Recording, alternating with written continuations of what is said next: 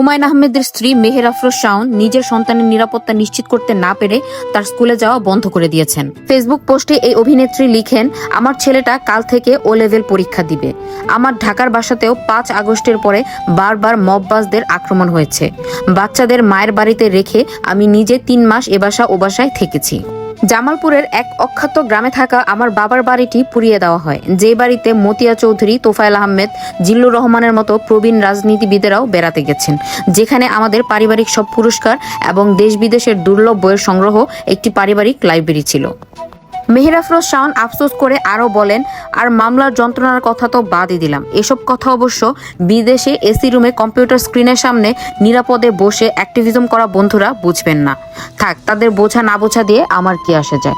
দোয়া করি তারা নিরাপদ দূরত্বে নিরাপদে থাকুক, তাদের সন্তানেরাও নিরাপদে থাকুক। শাওন আরও জানান, তার ছেলে নিনিতের বয়স 15 বছর।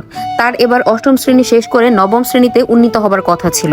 শাওন জানান, শুধুমাত্র ফেসবুকে নিজের মত প্রকাশের জন্য মববাজরা আমার গাড়িতে 3 বার আক্রমণ করেছিল, যার জন্য আমি ভয়ে আমার ছেলের স্কুলে যাওয়া বন্ধ করে দিই।